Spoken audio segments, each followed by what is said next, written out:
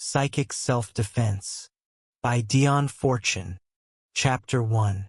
The Nature of the Unseen and the Signs of Attack. If we survey the universe surrounding us, we cannot fail to acknowledge that there must exist some overruling design coordinating its infinite complexity. If we take into our hands and scrutinize minutely any living entity, however elementary, we are equally compelled to realize that the ordered diversity of its components is constructed upon a determining framework. Science has endeavored in vain to locate this organizing principle. It shall never discover it upon the physical plane, for it is not of a physical nature. It is not the inherent nature of atoms which causes them to arrange themselves into the complex patterns of living tissues.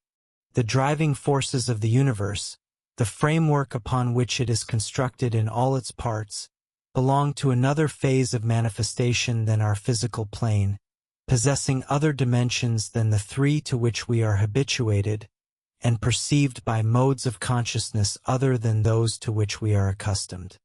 We reside in the midst of invisible forces whose effects alone we perceive. We move among invisible forms whose actions we very often do not distinguish at all, though we may be profoundly affected by them. In this mind side of nature, invisible to our senses and intangible to our instruments of precision, many events can transpire that are not without their echo upon the physical plane.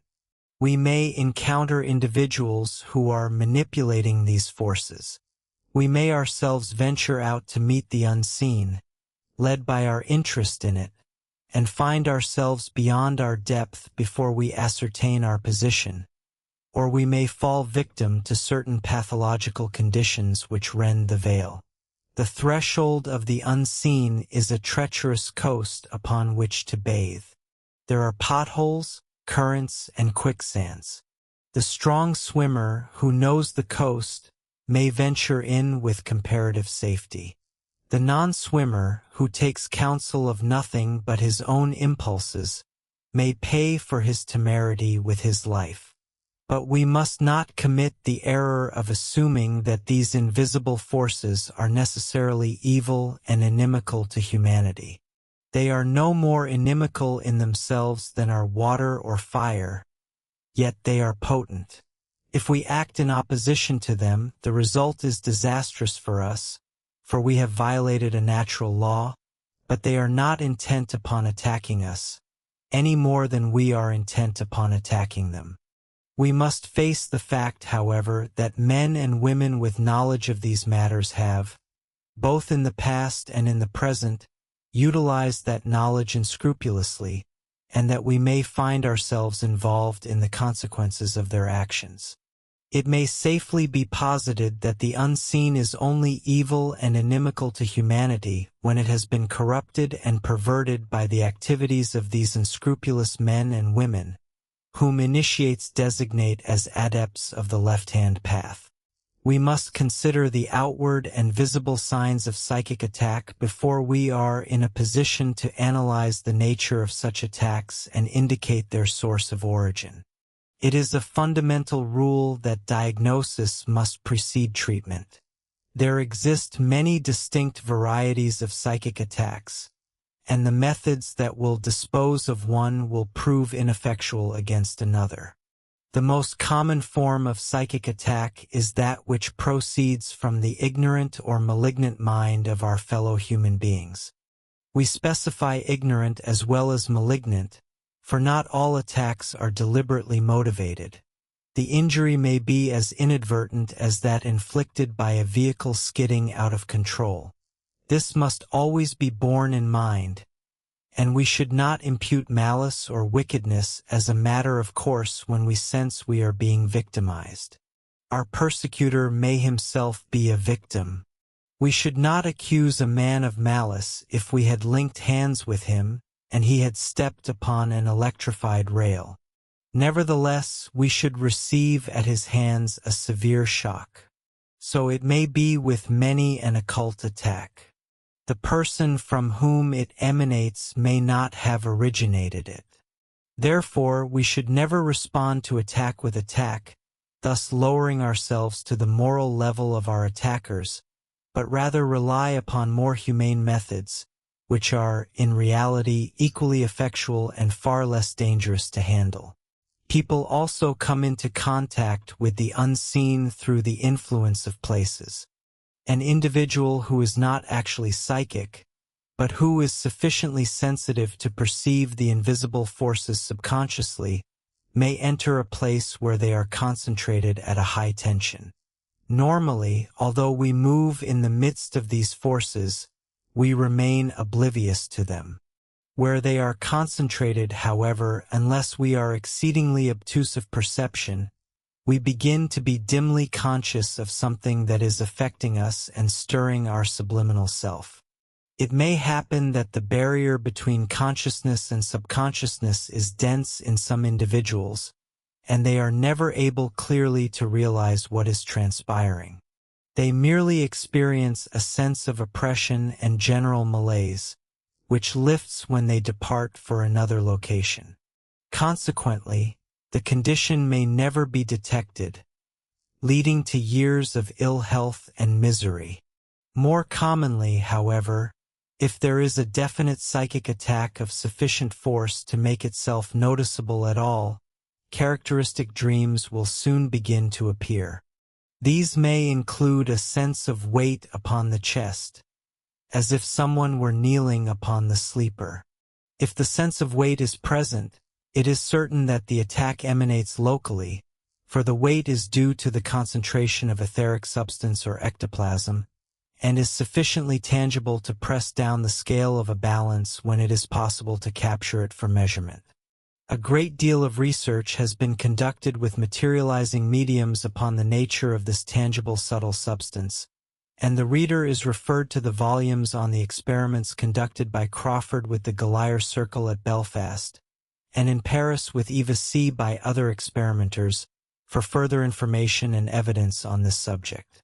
It may be noted that Crawford eventually committed suicide for no known reason.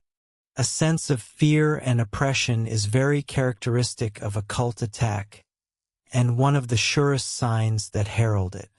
It is extremely rare for an attack to manifest itself precipitously, as it were. We are not in our normal state of mind, body, and circumstance, only to find ourselves suddenly in the midst of an invisible battle. An approaching occult influence casts its shadow upon consciousness before it makes itself apparent to the non-psychic. The reason for this is that we perceive subconsciously before we realize consciously, and a line of creeping shade indicates the penetrating of the subconscious sensor from below upwards.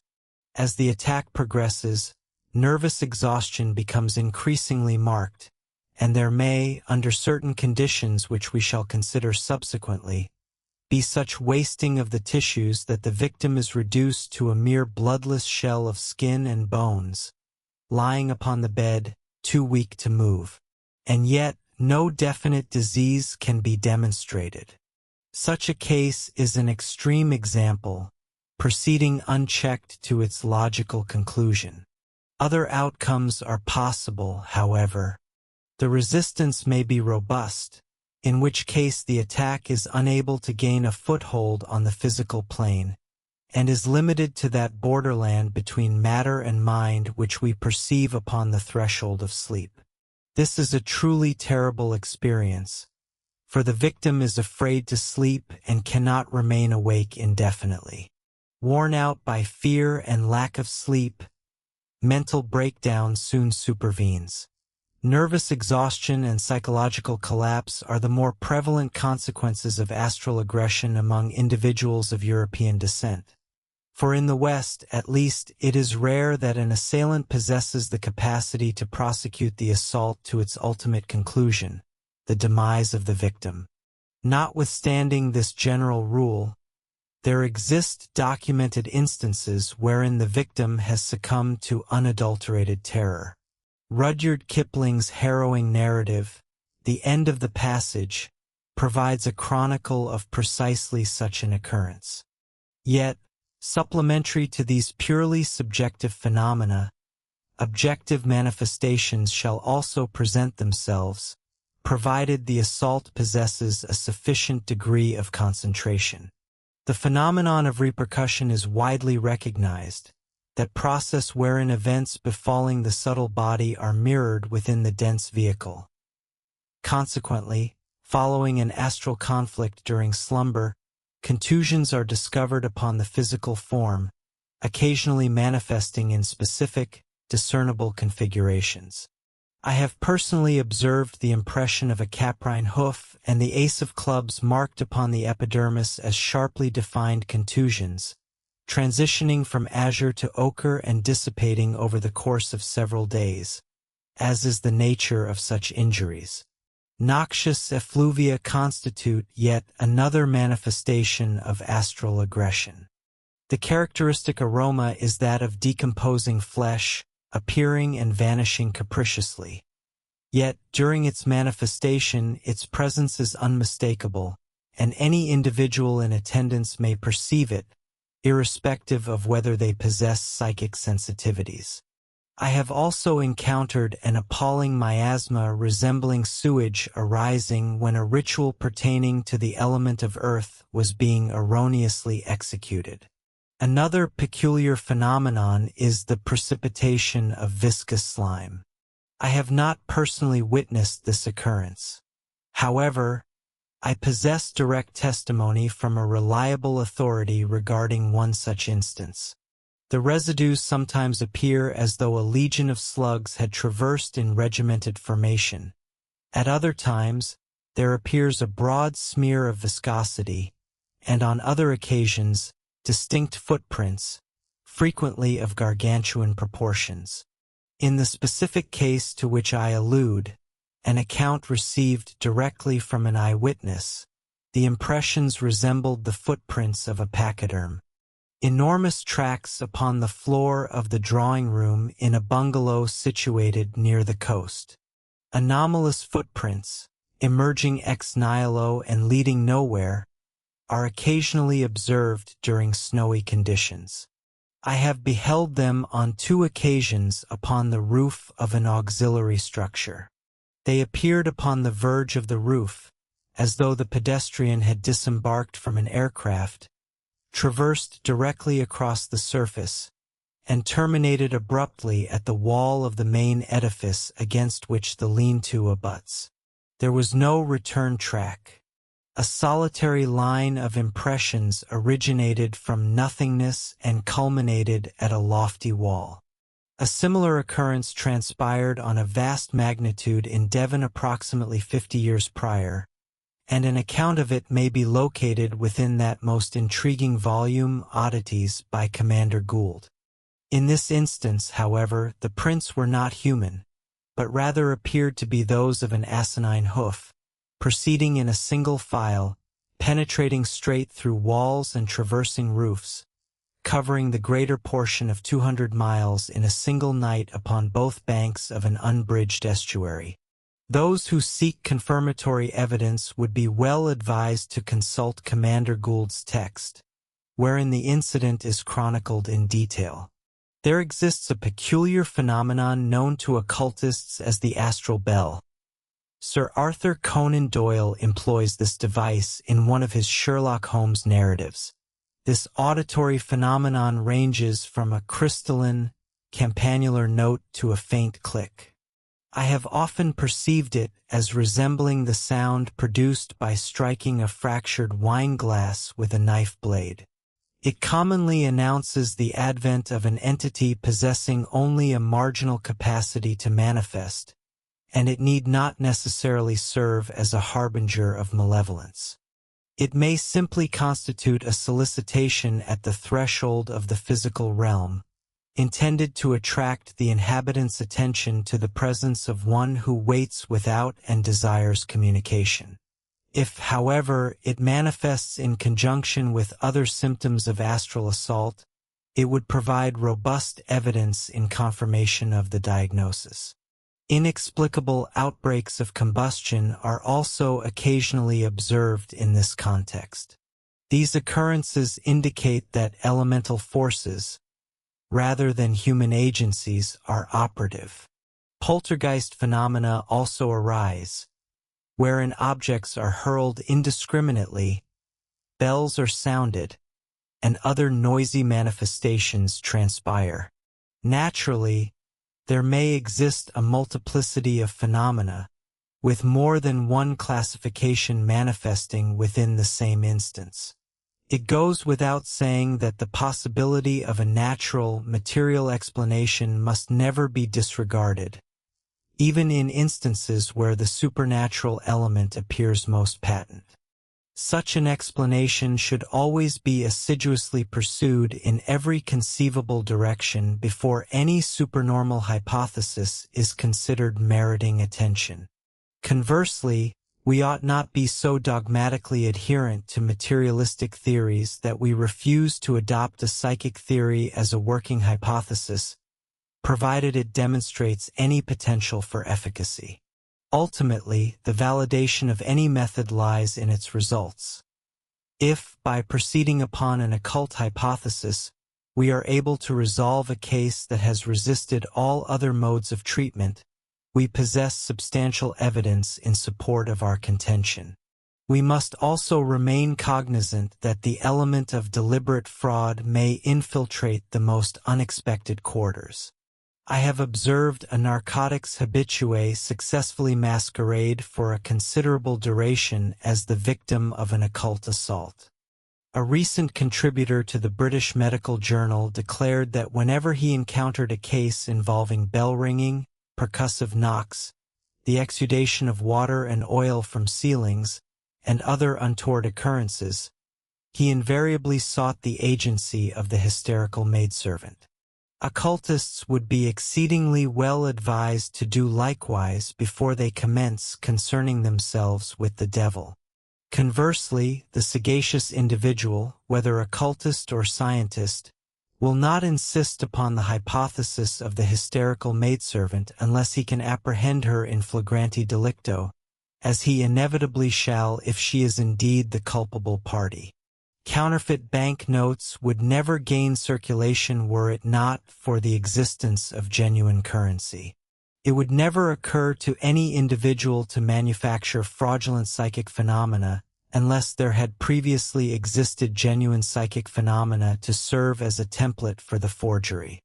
The acceptance of an explanation should be predicated upon the weight of evidence in its favor, rather than upon one's aversion to its alternatives. I submit that the possibility of a non-material explanation ought to be investigated in instances where the materialistic hypothesis fails to yield results. Not within pathologies of the brain and nervous system, nor of the ductless glands, nor in the repression of natural instincts, shall we discover the explanation for every case wherein the mind is afflicted. Human existence encompasses more than merely mind and body. We shall never discover the key to the enigma of existence until we realize that man is a spiritual entity, and that mind and body are but the vestments of his manifestation. Chapter 2. Telepathic Suggestion as the Basis of Attack. The essence of a psychic attack is to be found in the principles and operations of telepathic suggestion. By synthesizing our knowledge of telepathy with that of suggestion, we shall comprehend its modus operandi. Suggestion is classified into three distinct categories: autosuggestion, conscious suggestion, and hypnotic suggestion. This distinction, however, is not as fundamental as it might initially appear. The ultimate objective of all suggestion is the subconscious mind, and these suggestions remain inoperative until that destination is attained. Suggestion is differentiated from coercion and rational appeals by the fact that the latter target a specific objective within the conscious mind. Should they succeed, their efficacy is indebted to the acquiescence of the conscious personality. whether that compliance is coerced or voluntary. Conversely, suggestion does not appeal to consciousness. Rather, it endeavors to seize the springs of action within the subconsciousness and manipulate them from that vantage point. One might analogize these two processes to the operation of pulling a bell knob located outside the entrance versus removing a floorboard and manipulating the bell wires directly. The outcome in both instances is identical. The bell will sound. Threats and argumentation manipulate the bell knob with varying degrees of emphasis, ranging from the persistent tinkling of moral persuasion to the resounding peal of the blackmailer. Suggestion, in contrast, agitates the wires at various junctures along their trajectory. Autosuggestion is administered by one's own conscious mind to one's own subconscious mind. One might naturally inquire, why is it impossible to issue direct commands to the subconscious mind without resorting to the elaborate apparatus of suggestion? The response to this query is remarkably simple. The subconscious mind pertains to a significantly earlier phase of evolution than the conscious mind. Indeed, it belongs to an era prior to the development of articulate speech. To address it verbally, therefore, is akin to speaking to a man in a tongue he does not comprehend. In order to communicate effectively, one must resort to sign language. Such is the case with the subconscious mind. It is futile to command it merely to do this or refrain from that. We must construct a mental image of the desired action and sustain it within the consciousness until it begins to permeate the subconsciousness. The subconscious mind will comprehend this imagery and act accordingly. An actor desiring to cure himself of stage fright will fail if he merely instructs his subconscious mind not to be frightened. For a nod is as good as a wink to a blind horse. Equally, should he create a mental image of stage fright and command his subliminal self to desist, the result will be disastrous. The subliminal self will perceive the image and omit the negation, as the word not holds no significance to it. To manage the subconscious mind effectually, one must generate a mental picture of the desired outcome and retain it through repeated applications until the subconsciousness is influenced and assumes the task of its own accord. This constitutes the final result of all suggestion. The various types are distinguished not by a difference in outcome, but by the specific portal through which they enter the subconscious mind. Autosuggestion originates within our own consciousness. Waking suggestion originates in the mind of another and is conveyed to us via the ordinary channels of the spoken or written word. Hypnotic suggestion enters the subconscious mind directly, without impinging upon the consciousness whatsoever. Hypnotic suggestion is comprised of three varieties.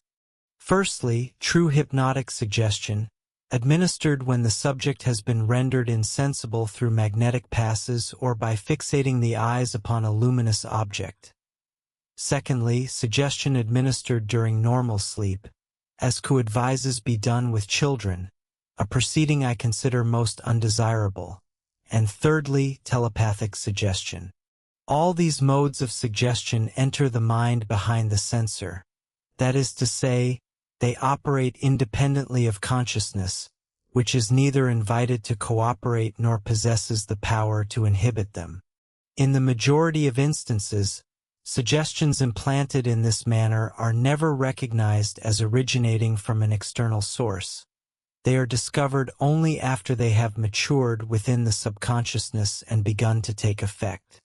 We do not perceive the invisible seed that has been sown in our mind by the intellect of another. Yet, in due course, germination occurs, and the vigorous shoot emerges above the threshold of consciousness as though it were a native growth. The adroit suggestionist always aims to harmonize his suggestions with the bias of the personality.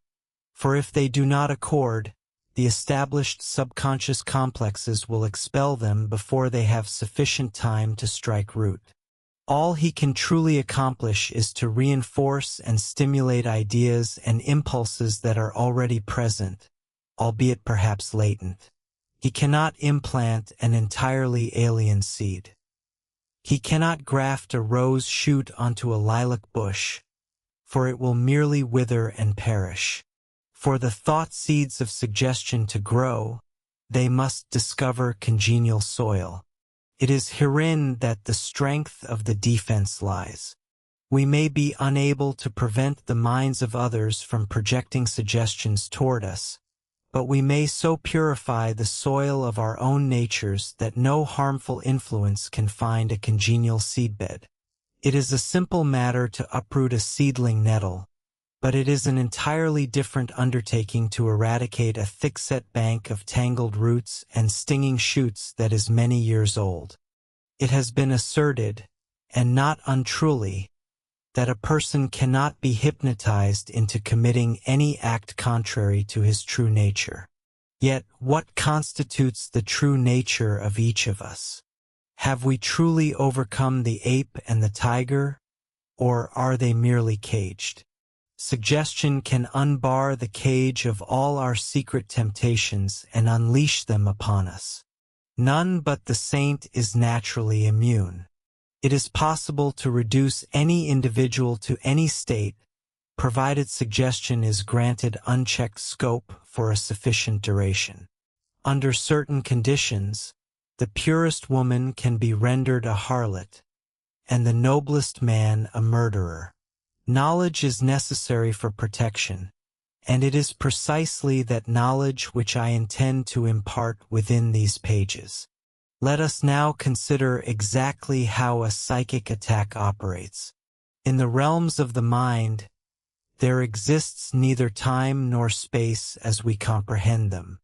I do not propose to argue this statement philosophically, but rather to posit it as a fact of experience shared by anyone accustomed to operating on the inner planes. If we think of a person, we are in contact with that person. If we visualize them clearly, it is as if we were face to face with them. If we visualize them vaguely, it is as if we perceive them in the distance. Being in the mental vicinity of an individual, we can generate a thought atmosphere by dwelling upon specific ideas in connection with him. This is the method by which spiritual healing is effected. The affirmations of Christian Science are utilized to induce a specific emotional state within the mind of the healer, and his condition effectually influences the mind of the patient with whom he has placed himself en rapport. This power, however, can be employed for evil as well as for good. The founder of Christian Science was sufficiently sagacious to formulate her teaching in such a manner that her students would not readily discern the second edge of the sword. As long as the world in general remained ignorant of the powers of the mind, it was preferable that those who possessed knowledge should remain silent, for such knowledge, if disseminated indiscriminately, might cause more harm than good by providing information to those who ought not to possess it. However, now that so much is generally known and even practiced regarding the powers of the human mind, it is appropriate that the true facts also be known and the entire matter brought into the open. Insofar as it lies within my power, I am prepared to do this. Any message directed to the subconscious mind must be couched in the simplest of terms, because subconscious thought is a primitive form of mentation, developed before spoken language was known to mankind. The primary aim of such suggestion is to generate a distinct mental atmosphere enveloping the subject's soul, regardless of whether the intent is curative or aggressive, until a sympathetic resonance or reaction is evoked from within the soul itself. Once this reaction is attained, the conflict is substantially resolved, for the city gates have been unbarred from the interior, thereby permitting unhindered ingress. Consequently, the telepathic transmission of specific concepts may proceed with celerity. It is precisely this juncture that constitutes the critical moment in any occult assault. Until this stage is reached, the defender possesses the strategic advantage. If he possesses sufficient knowledge, that very erudition I aspire to disseminate through this volume, he may, without undue exertion, maintain that advantage indefinitely and exhaust his assailants, even should he be unable to confront them upon their own terrain of occult expertise. There is nothing in this world or the next that a hypnotist can effect upon an individual who maintains his composure and refuses to accord attention. There exist two gates, and two alone, through which the aggressor may gain entrance to the city of man's soul: the instinct of self-preservation and the sex instinct. To ensure success, the hypnotic appeal must be articulated in terms relative to one or both of these fundamental drives. In what manner does the aggressor proceed? He is compelled to generate an atmosphere surrounding the soul of his victim upon the inner planes. He can accomplish this solely by engendering that specific atmosphere within his own consciousness whilst contemplating his victim. Should he desire to commit a psychic murder, he must saturate his own soul with the rage of destruction until it overflows.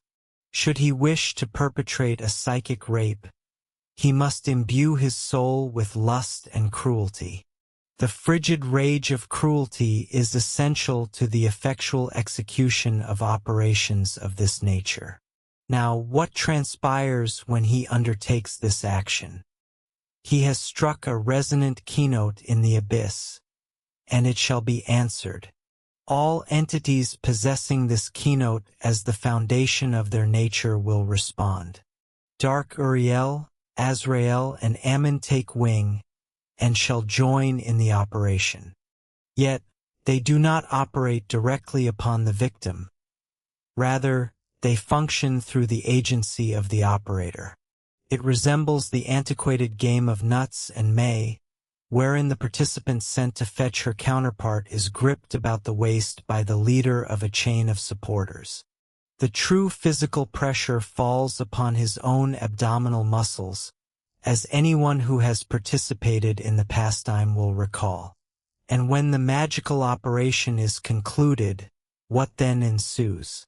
Will the operator be left to enjoy his victim in peace? Is such an outcome plausible? This constitutes the mystical foundation of the legend of Faust. The devil might be not only willing but anxious to enable Dr. Faustus to win Margarita, yet he arrived to claim his soul at the appointed hour. We may also recall that had Margarita not responded to the allure of the jewel song, she would not have fallen victim. The vulnerability in the defense resided ultimately within her own nature.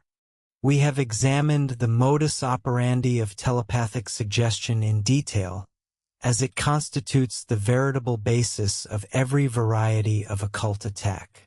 Whether the assailant be a discarnate entity, a being of another order of evolution, a demon from the pit, or merely the panic-stricken soul of a selfish friend clinging to the life of form regardless of consequences.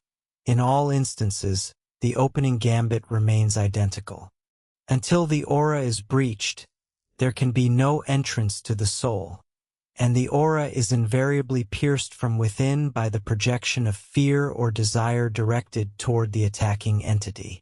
If we can inhibit that instinctive emotional reaction, the perimeter of the aura shall remain impenetrable, serving as a defense against psychic invasion as certain as healthy. Unbroken skin acts as a barrier against bacterial infection. It occurs occasionally, however, that a rapport has been established with the attacking entity in a previous incarnation, and therefore it possesses, as it were, the key to the postern gate. Such a predicament is of significant complexity, and external assistance is requisite for its resolution. The difficulty is exacerbated by the fact that the victim is frequently disinclined to permit the severance, being bound to the attacking entity, whether discarnate or incarnate, by fetters of fascination or even genuine affection. A specific case with which I was acquainted casts such significant illumination upon various aspects of psychic interference by incarnate souls operating apart from their physical bodies that it is of value to cite it at length. In the summer of 1926, I observed in the newspapers a brief paragraph describing the demise of a certain man and his wife, events which occurred within a few hours of one another. 2 years prior, I had been consulted by a friend of the wife, who was deeply perturbed regarding the state of affairs and suspected psychic interference. The wife, whom we shall designate Mistress C, had begun to be plagued by nightmares, awakening in a state of intense terror, hearing the echoes of menacing words ringing in her ears. Concurrently, the husband, Mr. C, developed what initially appeared to be epileptic seizures. A meticulous diagnosis by specialists, however, determined that although the episodes were epileptiform, they did not constitute true epilepsy. Epilepsy is attributable either to a congenital tendency, the nature of which is not fully comprehended by medical science, or to some injury or pathology of the brain. In congenital epilepsy, the malady manifests early in life. In seizures attributable to disease, other symptoms are present which may be detected via physical examination, such as ocular changes revealed by the ophthalmoscope. The diagnosis may, therefore, be definitively established. Moreover, there exists one infallible sign by means of which an epileptic fit may be distinguished with certainty from a hysterical or psychic seizure. In true epilepsy, urine is involuntarily voided during the course of the seizure. This is a definitive indication, and when it is absent, we may safely assert that the fit is not epileptic, regardless of its other characteristics. This is a pragmatic point for those who must address the pathologies afflicting the psychic temperament, for they shall encounter numerous seizures, and a reliable method of distinguishing those of organic origin is invaluable. We must not, however, conclude that all instances of such incontinence denote epilepsy, for there exist numerous other causes, both organic and functional. In the case of Mr. C, this cardinal symptom was absent. The attacks, moreover, invariably occurred during sleep, and they appeared to assume the form of severe nightmares, verging upon somnambulism. It was a curious factor in the case that Mistress C's nightmares usually heralded Mr. C's attacks. These occurrences demonstrated a certain cyclic regularity, manifesting approximately once a month. In the case of a woman, this would naturally be attributed to the 28-day cycle of her physiology. But in the case of a man, no such explanation was forthcoming, and we were therefore compelled to seek another 28-day cycle to account for his periodicity. The only other cycle of this duration is that of the lunar phases. We were thus confronted by a correlation of epileptiform attacks possessing no organic basis, the nightmares of a second individual, and the phases of the moon. Some theory was required that would encompass these three elements and elucidate their interrelationship. A dream is commonly the primary manner in which psychic manifestations reveal themselves, as subconscious perceptions are reflected into consciousness in this form. It is maintained by many occultists that congenital epilepsy, as distinguished from that resulting from cerebral tumors, has its roots in the operations of black magic or witchcraft in which the sufferer participated during a past life, whether as practitioner or victim. The seizure is thus an astral struggle with a discarnate entity, reflected upon the physical body by means of the well-known phenomenon of repercussion. The moon plays a pivotal role in all occult operations, with distinct tides being available at the various phases of her cycle. Persephone, Diana, and Hecate, all aspects of Luna, are three highly distinct personages. It therefore appeared probable that, since the physical investigation had proved barren, a psychic inquiry might bear fruit. Such an investigation was conducted, producing the following results. Nothing of significance was discerned regarding Mistress C. She was merely what jurists term an accessory after the fact. Conversely, the psychic trace of Mr. C was swiftly detected and pursued.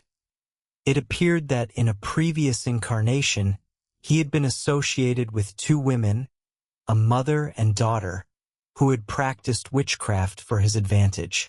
The younger of these two had been, for a brief duration, his mistress.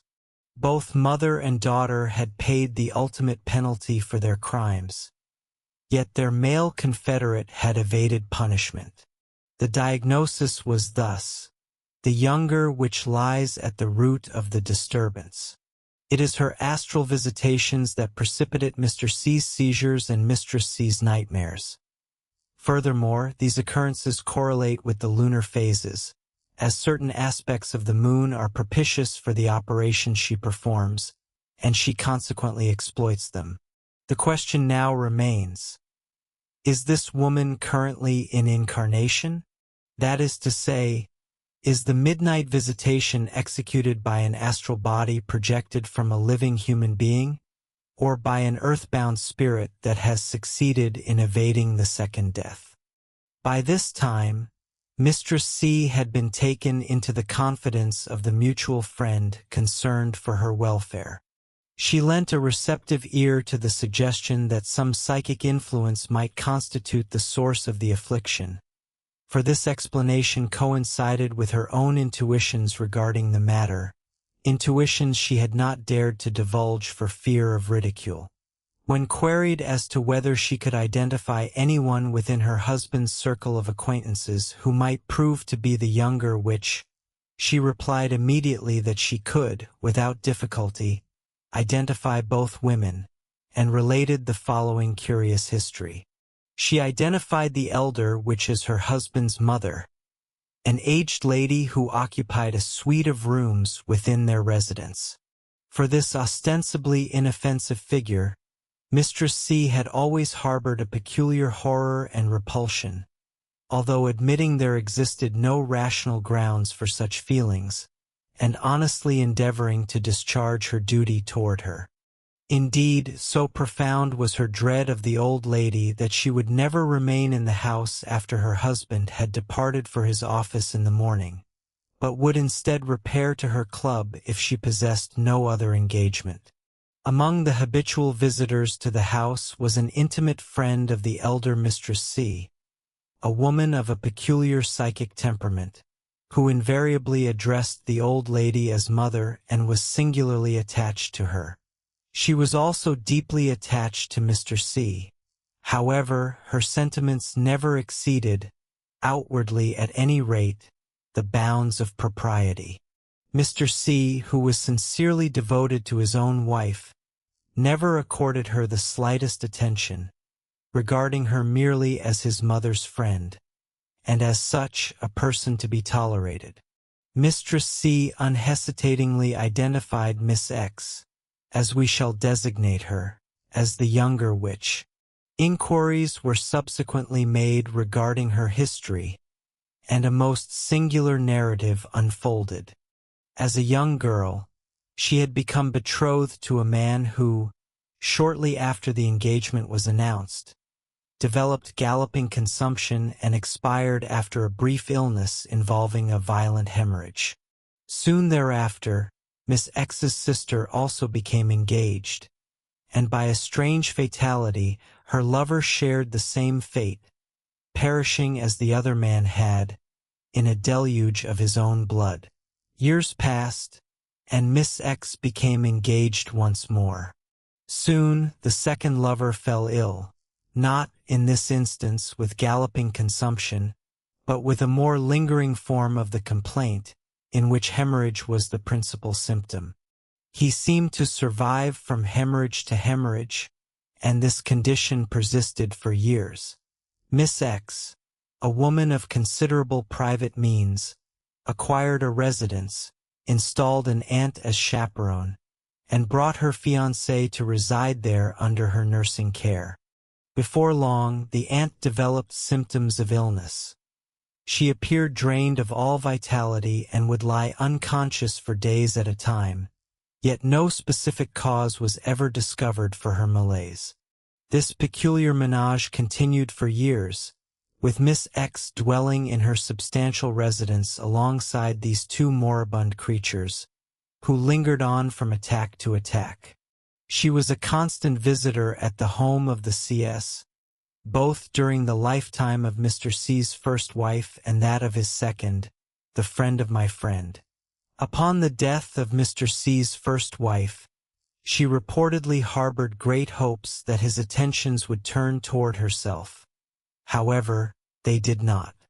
Nevertheless, she suppressed her chagrin and succeeded in maintaining her position as an intimate friend of the family when the new Mistress C came to preside over the household. Certain methods of protection were suggested to Mistress C, which afforded her considerable relief. However, it was not possible to exclude Miss X from the house, owing to her intimacy with the elderly lady. In due course, however, the elder Mistress C was gathered to her father's, whereupon the young Mistress C took a firm stand, declaring she would have no further association with Miss X. Mr. C concurred in this, as he had always harbored a repulsion for Miss X and had tolerated her solely for his mother's sake. Shortly thereafter, Mistress C began to experience ill health. The indisposition progressed slowly until, finally, although she exhibited no definite symptoms, she was obliged to consult a physician on account of her steadily increasing weakness and sense of malaise. A diagnosis of rapidly advancing cancer of the womb was rendered. An operation was performed which provided temporary relief. It was not expected to achieve more, and she subsequently declined steadily. Toward the end, she lapsed into unconsciousness. Simultaneously, Mr. C also became unconscious, apparently suffering one of his seizures during sleep, from which he never awakened. They expired within a few hours of each other. It should be noted that Mr. C's first wife had also succumbed to cancer of the womb. Around this time, Miss X's aunt and fiancé died within a short interval of each other, and the last intelligence regarding Miss X was that she had been removed to a nursing home in the country following a severe mental breakdown. Taken separately, any of the incidents in this strange, eventful history may be rationalized. However, taken together, they constitute a curious narrative, particularly when one recalls that, without any prior information, a psychic investigation had identified the existence of a person possessing abnormal faculties who was fixated upon Mr. C. Cancer is a disease upon which certain occult hypotheses cast considerable illumination. It is believed to be a malady of the etheric double, rather than of the physical body, and that a cancer elemental acts as the infective factor. To prove or disprove anything concerning the foregoing narrative is impossible, but the following occult hypothesis may elucidate much. If this hypothesis is not accepted, readers may find an interesting exercise for their ingenuity in constructing another that shall explain more satisfactorily the circumstances of the case. Miss X retained, subconsciously, the knowledge and powers that had been hers during the previous life in which she was implicated in the witch cult. She also retained her passion for Mr. C, a passion which was obviously unrequited. She employed her power of projecting the astral body to visit Mr. C at night, during his sleep. In the absence of details, it is impossible to determine conclusively whether the seizure of Mr. C represented a struggle or an embrace. It might have been either or perhaps both, an initial struggle culminating in an embrace. The dreams of Mistress C obviously related to the same astral visitant who precipitated the seizures of Mr. C. Unfortunately, there exists no record indicating at what phase of the moon these attacks occurred, though presumably it was during the Hecate phase, which is the period associated with malevolent witchcraft. The condition of Miss X's fiancé and aunt, along with the death of her first lover, points markedly toward vampirism. It is difficult to believe that a consumptive would survive for so many years without his disease either being arrested or making definite progress. It is arduous to determine precisely what nexus, if any, exists between Miss X and the demise of her sister's suitor, yet it remains a singular anomaly that 3 gentlemen, associated with this ill-fated household as prospective spouses, should succumb in an identical manner. This circumstance, in conjunction with the inexplicable infirmity of the aunt, warrants the gravest suspicion. As previously observed, any solitary instance among these events might be readily rationalized. However, viewed in aggregate, they demand profound scrutiny. It is furthermore peculiar that Miss X should harbor her betrothed within her domicile yet defer their union, an arrangement which, from every conventional perspective, presents a multitude of detriments and is devoid of advantages. Conversely, if her affections were fixated upon Mr. C and she was deriving gratification through astral visits, she would naturally be loath to sever her rapport with the object of her adoration by surrendering herself to a man for whom she held no amorous regard. Were she a vampire, her motive for retaining both the aunt and the lover within her residence, as well as their consequent physical states, would be readily elucidated. Likewise, her physical collapse, which ensued immediately upon their deaths, would find a similar explanation. The fact that Mr. C's first wife succumbed to carcinoma of the womb does not, in itself, merit special commentary. However, it is a striking coincidence that he should be bereft of his second wife through the selfsame malady. Cancer is not so prevalent as to dismiss this probability, and in any event, there exists a myriad of anatomical loci for the disease other than the womb. Conversely, one must consider that Diana, one of the aspects of Luna, of whom Hecate, the goddess of witches, was another manifestation, presides over the female reproductive organs. The affliction of Mistress C began to manifest shortly after Miss X was excluded from the household. Finally, what might be posited regarding the deaths of the 3 individuals most intimately associated with Miss X, occurring within such a brief interval of one another, and her immediate subsequent collapse. In the absence of specific details, any conclusion must remain conjecture. Nevertheless, we possess substantial justification for supposing that Miss X's magical operations were attended by some calamitous mishap. It may be argued that such a theory borders on the utmost improbability and does violence to the established laws of evidence. Let it, however, be borne in mind that 2 years prior to these matters transpiring, the machinations of a witch in connection with Mr. C's epileptiform attacks were suspected, and the nature of her relationship to him was indicated. Furthermore, subsequent inquiries revealed curious facts regarding Miss X's history and ménage. Let it also be noted that the events which subsequently occurred are of a nature frequently documented in the annals of witch trials. It is a scientific maxim that the capacity to predict the course of phenomena serves as a robust indicator of the validity of a theory. Chapter 3. Attacks by Incarnate Human Beings. The role performed by the former practitioner of witchcraft in occult assaults is notably distinct. Repeatedly, the investigations of independent psychics indicate the presence of witchcraft in a previous incarnation whenever disturbances of this nature are active. The motivation is almost invariably vengeance.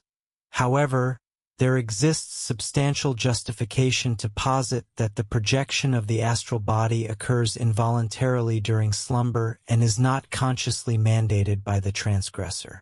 A vast number of individuals who currently function as psychics and sensitives acquired their instruction within the covens of medieval witchcraft.